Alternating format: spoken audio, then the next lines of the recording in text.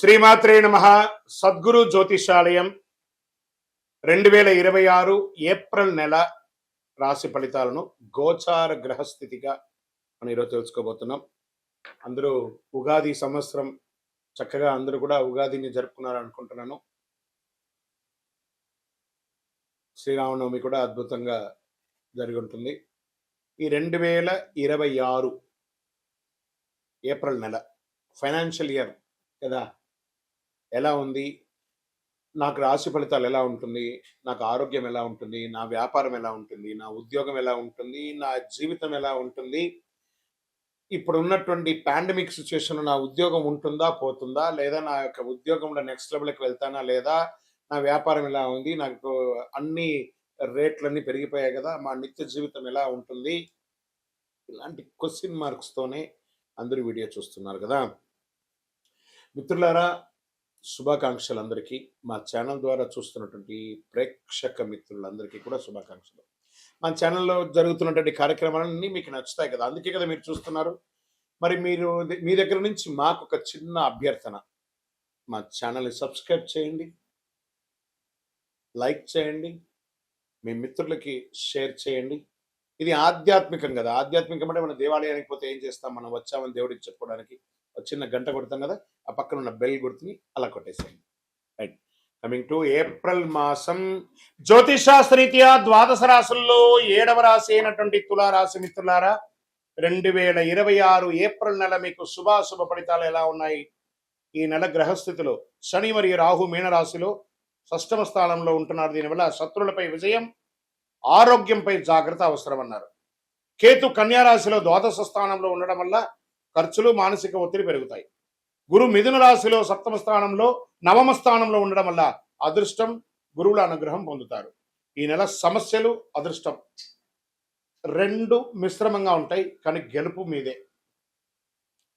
ఉద్యోగస్తులకి ముందు చూసుకుంటే పనిలో పోటీ పెరుగుతుంది, గెలిచే అవకాశాలు ఉంటుంది, పదోన్నతి అవకాశాలు చాలా ఉన్నాయి, పై అధికారుల నుండి అవకాశాలు ఉన్నాయి. ఐటీ, సాఫ్ట్వేర్, సర్వీస్ రంగాల్లో ఉన్న వారికి మంచి పురోగతి ఉంటుంది. వ్యాపారస్తులకి మంచి మంచి అవకాశాలు వస్తున్నాయి, లాభాలు వస్తున్నాయి. Expansion of your business, this the right time అని కూడా చెప్పచ్చు. భాగస్వామి వ్యాపారంలో మిశ్రమంగా ఉంది. ధన విషయానికి ఆర్థికంగా వస్తే ఖర్చులు పెరిగినా దానికి తగ్గట్టుగా 1000 రెట్లు అనుకూలాలు కలుగుతున్నాయి. ఇది సత్యం, అద్భుతం. షేర్ మార్కెట్ విషయానికి వస్తే ఈ నెల బాగా వాలంటేట్ ఉన్నా కూడా లాంగ్ టర్మ్లో ఉన్న వాళ్ళు సేఫెస్ట్ జోన్లో ఉన్నారని పేరు. ఇంట్రాడే వాళ్ళకి మిశ్రమ ఫలితాలే. రియల్ ఎస్టేట్ విషయానికి వస్తే మధ్యస్థ ఫలితాలు, కొత్త పెట్టుబడులంతా ఆలోచించేది. ఇప్పుడు మార్కెట్ బాగాలేదు. ఇక కోర్టు విషయాలు వస్తే మీకు చాలా చాలా అనుకూలంగా వచ్చే అవకాశం ఉన్నాయి. పెండింగ్ కేసులని ముందుకు వస్తాయి. ఆలస్యమైన పత్రాలు జాగ్రత్తగా ఉంచుకోండి, అద్భుతంగా ఉంటుంది మీకు. ఇంకా కుటుంబంలో శాంతి ఉంటుంది. చిన్న చిన్న విభేదాలు రావచ్చు. దాంపత్య జీవితంలో సహనం అవసరం. విద్యార్థులకి మంచి సమయం. అదృష్ట పరీక్షించబడుతుంది. పోటీ పరీక్షలో విజయం సాధిస్తారు. విదేశీ అవకాశాలు బలంగా ఉన్నాయి. వీసా ప్రయాణాల వల్ల జరిగే అవకాశాలు ఉన్నాయి. ఆన్లైన్లో కూడా మీరు ఏదైనా స్టక్ అయి ఉంటే అవన్నీ కూడా తొలగిపోయి అద్భుతమైనటువంటి అవకాశాలు ఉన్నాయి. ఇంకా కళాకారులకి, మీడియా, యూట్యూబ్ రంగం వారికి చాలా అద్భుతంగా ఉంది. మంచి మంచి గుర్తింపు వస్తుంది. మీరు చేసినటువంటి ఇంటర్వ్యూ అసలు ఎక్కడికో వెళ్ళిపోతుంది, మీ ఛానల్ అనే లెవెల్కి పేరు తీసుకొచ్చి పెట్టే అవకాశాలు ఉన్నాయి. ఒక గురువు లేదా పెద్దవారి ద్వారా మీకు మంచి అవకాశం వస్తుంది. దాన్ని వదులుకోకండి. మీ జీవితాన్ని మలుపు తిప్పే ఒక అవకాశంగా ఉంటుంది. ఇంకా వ్యవసాయానికి వస్తే సగటు ఫలితం చాలా గొప్పగా ఉంటాయి. పంటలంతా అద్భుతంగా ఉందని కూడా చెప్పచ్చు. ఆరోగ్య విషయంలో ప్రత్యేక జాగ్రత్త అవసరం. జీర్ణ సమస్యలు, నరాల బలహీనత, మానసిక ఒత్తిడి కనిపించే అవకాశాలు ఉన్నాయి. నిద్ర సరిపడా తీసుకోవాలి. యోగా, ధ్యానం ఖచ్చితంగా చేయాలి. అదృష్ట సూచనలు అన్నీ కూడా ఈ నెలంతా కూడా మీకు తెలుపు మరియు నీలం రంగు చాలా కలిసి వస్తుంది.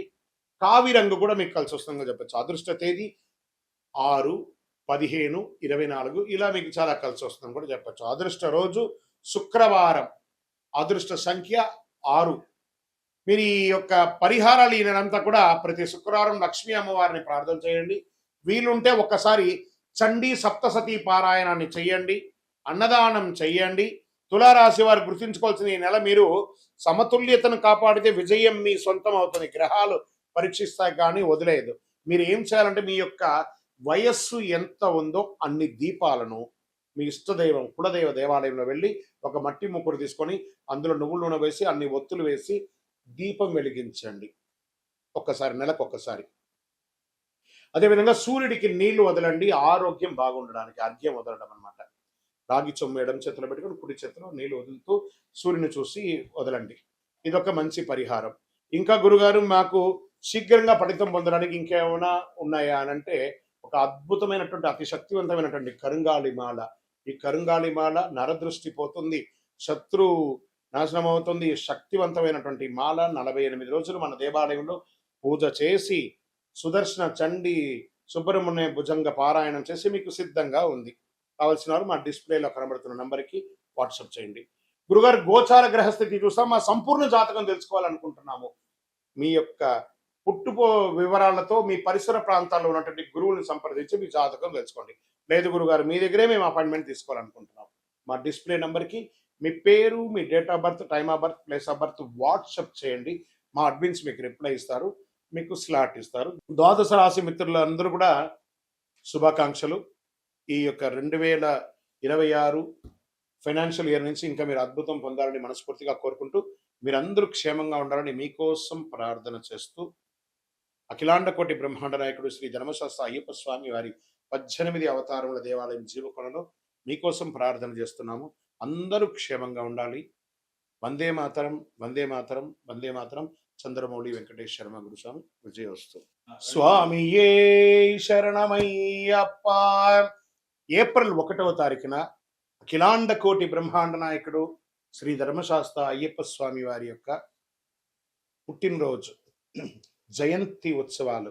మీ పరిసర ప్రాంతాల్లో ఉన్నటువంటి దేవాలయాలకు వెళ్ళి మామిడి తోరణం పూలతో అలంకరించి స్వామివారికి అభిషేక ఆరాధన చేసి, పడి పూజలు చేసి, అన్నదానం చేసి అద్భుతమైనటువంటి అనుగ్రహం పొందని. మన పిల్లలకి పుట్టినరోజు అయితే, మీ పుట్టినరోజు అయితే ఎలా చేస్తారో అలా ఈ ప్రపంచానికి అయ్యప్ప స్వామి వారి పుట్టినరోజు. శబరిమలలో కూడా ఆరాటు మహోత్సవం, పంపా నదికి స్వామివారిని ఏనుగు మీద ఊరేగింపుగా తీసుకొచ్చి ఆరాటు మహోత్సవం చేస్తారు.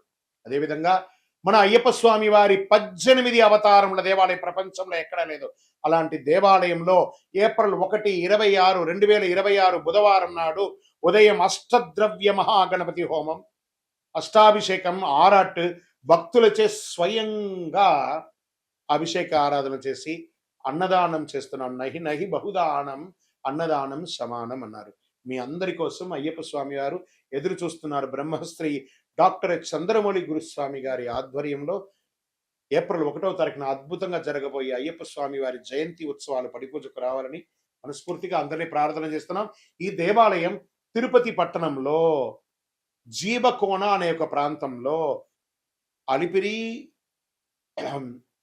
కపటి తీర్థం, జీవకోణ అని కంటిన్యూగా ఉండే ఆ కొండ చర్యల కింద జీవకోణ అనే ఒక ప్రాంతంలో జీవలింగేశ్వర స్వామి సన్నిధానంలో అయ్యప్ప స్వామి 18 అవతారాలుగా కొలువై ఉన్నారు. రైల్వే స్టేషన్ నుండి, బస్టాండ్ నుండి 3 కిలోమీటర్లు, ఎయిర్పోర్ట్ నుండి 12 కిలోమీటర్ దూరంలో ఉన్నటువంటి ఈ యొక్క దేవాలయానికి తప్పక జీవకోణాన్ని మీరు గూగుల్లో కొట్టగానే వచ్చేస్తుంది. అద్భుతమైనటువంటి ఒక దేవాలయం మీకోసం ఎదురు చూస్తూ ఉన్నాడు. అయ్యప్ప అనుగ్రహ వర్షాన్ని కురిపించడానికి ఆయన పుట్టినరోజుకి రండి. మీ జీవితం అంతా పుట్టినరోజులాగా చేస్తూనే ఉంటారు. అతి శక్తివంతమైనటువంటి దేవాలయం. ఈ దేవాలయంలో అడుగు పెట్టాలంటే నుదుట రాత రాసి ఉంటేనే ఆ దేవాలయంలో అడుగు పెట్టగలరు. రండి, అయ్యప్ప అనుగ్రహం ఇవ్వడానికి సిద్ధంగా ఉన్నారు. విజయోస్తు. చాలా మందికి ఇప్పుడు ధర్మ సందేహాల్లో మనం వెళ్తాం. చాలా మందికి శని భగవానుడు ఎందుకు దుష్టగ్రహంగా భావిస్తారు? అందరూ భయపడతారు. ఎందుకు శని అంటే ఎందుకు భయపడతారు? భక్తులారా, దీని గురించి తెలుసుకోవాలి. శనిగ్రహం దుష్టగ్రహం కాదు. శనిగ్రహం ఒక కఠినమైనటువంటి ఒక గురువు. నువ్వు ఎలా ఉండాలి, నీ జీవితంలో ఎలా నీ మార్పులు చేర్పులు జరగాలి అని చెప్పే ఒక అద్భుతమైనటువంటి ఒక సూత్రధారి, ఒక ధర్మ దారి చూపించే ఒక మహానుభావుడు ఎవరైనా ఉన్నారంటే అది శని భగవానుడే.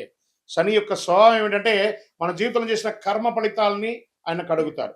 మన తప్పు చేసే శిక్షిస్తుంది, సరైన మార్గంలో నడిపించే గొప్ప ఫలితాన్ని ఇస్తారనమాట ఆయన. అందుకే శనిని న్యాయాధిపతిగా అంటారు. అందుకే ఏ దేవుడికి కూడా లేని ఈశ్వర శబ్దాన్ని కలిగినటువంటి వాడు. ఏం చెప్తారు? ఈశ్వరుడికి మాత్రం ఈశ్వర శబ్దం ఉంది కదా, శనీశ్వరుడు అన్నారు.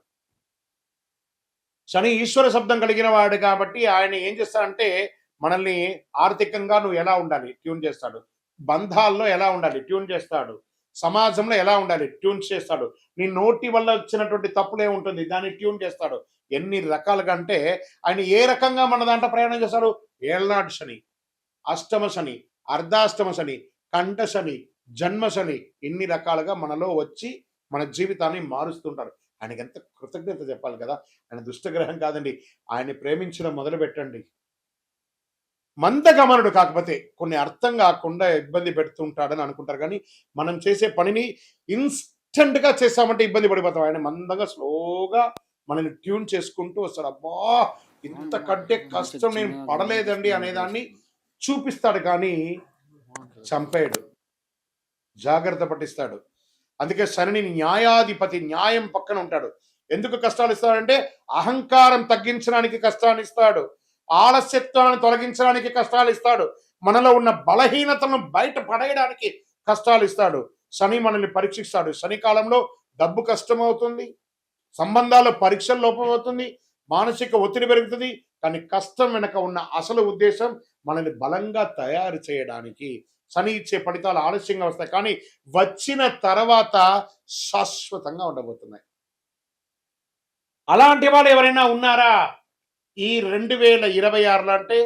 అందులో కన్యారాశి వారు ఉన్నారు, కర్కాటక రాశి వారు ఉన్నారు, వృశ్చిక రాశి వారు ఉన్నారు, తులారాశి వారు ఉన్నారు, కుంభరాశి వారు ఉన్నారు. వీళ్ళంతా అదృష్టాన్ని పొందబోతున్నారు. శని అనుగ్రహం ఉంటే సాధారణ మనిషి కూడా చక్రవర్తి అయిపోతాడండి. అదే శనిలో ఉన్నాయి. అందుకే కొంతమంది జీవితంలో చాలా ఆలస్యంగా సక్సెస్ అవుతారంటే అది శని భగవానుడు చూశాడు. శ్రమ, సహనం, నిజాయితీ, క్రమశిక్షణ, ఈ 4 ఉంటే శని ఎప్పుడు హానికి రాడు. శనిగ్రహం శుభగ్రహం, దుష్టగ్రహం కాదు. విజయోస్తు. శని దశలో మనం ఏ పనులు చేయకూడదు? అసాంఘికమైనటువంటి కార్యక్రమాలు చేయకూడదు, ఇల్లీగల్ అఫైర్స్ పెట్టుకోకూడదు, ఆర్థిక లావాదేవీలలో తప్పులు చేయకూడదు. ఇవన్నీ జాగ్రత్తగా ఉండాలి. ఆహారపు అలవాట్లని మధ్యస్థంగా ఉంచుకోవాలి.